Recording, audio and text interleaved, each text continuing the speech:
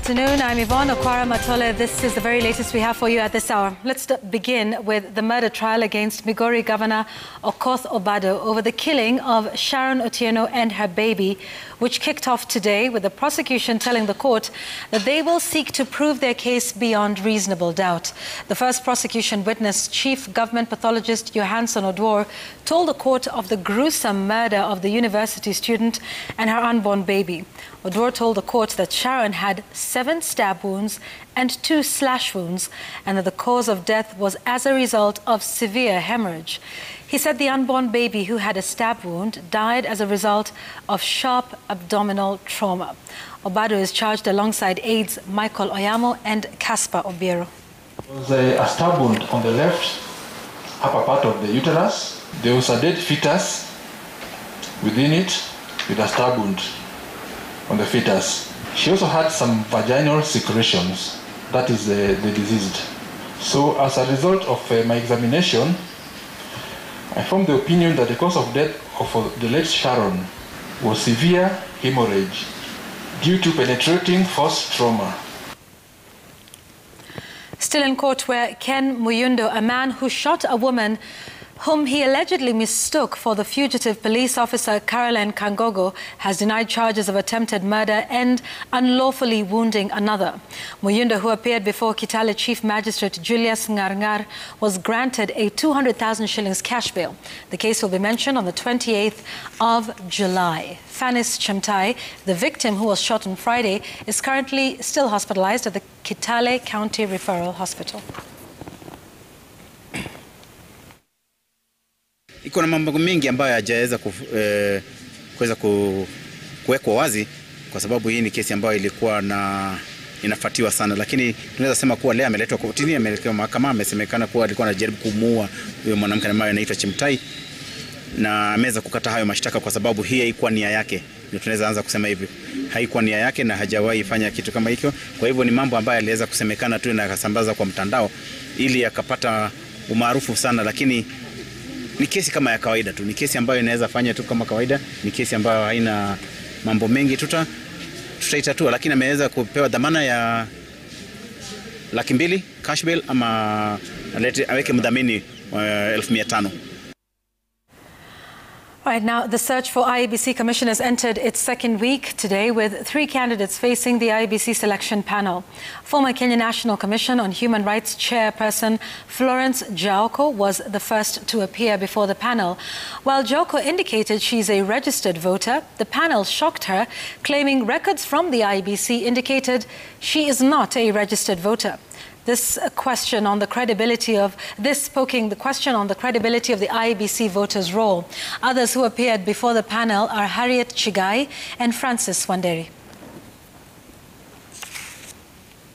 You said you voted in 2017. Yes, I did. Now, we wrote to the commission to check their records to confirm whether you are a registered voter. Mm-hmm. They responded to us and said they could not find your records.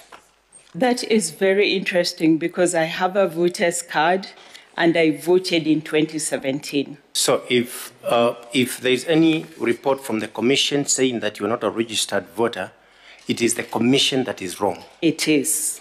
I am certain of that. The information we have from IEBC is that they cannot get your records. Mm-hmm. But you have confirmed to us that you have an elector's card, mm-hmm. You even voted. Yes. How do you feel about that? I feel very bad, Madam Mayor. Actually, in 2017, when I went to vote, I was shocked when I put my fingerprint there and they could not find me. And then I was given a book, they checked, and I wondered, I am in St. George's in Nairobi. If I cannot be found by the biometric, what about somebody who is out of, somewhere else? Speaker Justin Muturi says he will not be deterred in his resolve to contest the presidency in 2022. Speaking after presiding over the official launch of Beyond Politics, a book by Meru Governor Kiraitu Murungi, Muturi dismissed assertions that he was a political project. Nyandarua Governor Francis Kimemia, who attended the launch, however, called on Mount Kenya leaders to unite and speak with one voice, warning that the divisions occasioned by Muturi's installation as a spokesman would result in a loss in 2022. Also remind you that we in Mount Kenya region, actually I was given this country its name. That's why it is called Kenya. We are the heart, and we believe whatever formation is made, whatever government comes to power, the Mount Kenya region should continue playing a central role, within. And all the 10 million votes you are talking about should count for something. Power is never given. Power, you take it. And if you really want to go far and you want to achieve your maximum, don't wait for people to tell you, to approve you. We have already given you permission, those of us who are close to you. Na tuache mambo ya Mount Kenya East na Mount Kenya West. It will not help us. Let me tell you, it will not help us. Let's keep our votes as one block. Let's bargain with our votes, with 14 million votes. Let's bargain with one block. It doesn't matter who becomes the president. And we should also go for the presidency. Imamba ya kutishwa, nyinyi kujeni na mambiri, ati mmekaa sana. We had the same problem during all the time. I preach accountability. And it's for this reason that I have declared that I will be in the ballot for presidential elections in 2022. The rising number of pending cases before the East African Court of Justice has been blamed on the ad hoc status of the judges of the court. All judges except the president and principal judge serve on an ad hoc basis, thereby making it difficult to dispose of cases on time. Speaking during a training for the judges in Nairobi, the president of the regional court called on member states to consider allowing the 11 judges be on a permanent basis. That the report presented by the court to the 40th meeting of the EAC Council of Ministers on the 25th February 2021 highlighted that a total of 64 matters were handled by the court in the year 2020. This is commendable, considering the disruptions occasioned by the COVID-19 pandemic. I'm also delighted to note from the report that the court has managed to deploy virtual hearings of court proceedings. Since its establishment, so a number of cases have shown that the court has been making jurisprudence, and also the decision of the court. They have been, of course, the court does not have the powers on looking on the implementation, but the partner states have been implementing the decision of the court, because it is true that implementing of the decision of the court is by the goodwill of the government. But from its establishment, the partner states have been implementing the decision of the court. Harambee Sacco's board of directors has recommended a dividend of 15% per share on fully paid-up shares to its members. This is the first time the Sacco is doing so since 2017, when such payments were made. The Giant Society made the announcement during its annual general meeting held in Nairobi.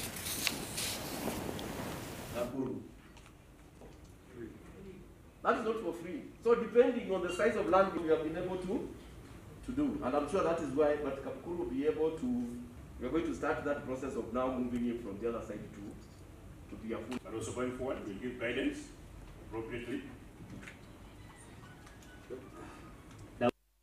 It is only the plaza that is generating income. So the plaza is just about 1 billion. So we have about 2 billion worth of assets that are not generating income.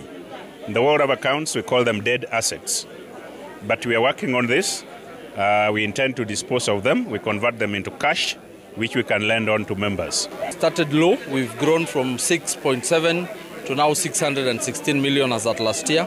We are projecting to grow Harambee investment even bigger. We are looking at closing the year at about $1 billion despite COVID, and we are also looking at going countrywide. Some people are very apprehensive in taking loans because they don't know how to pay them.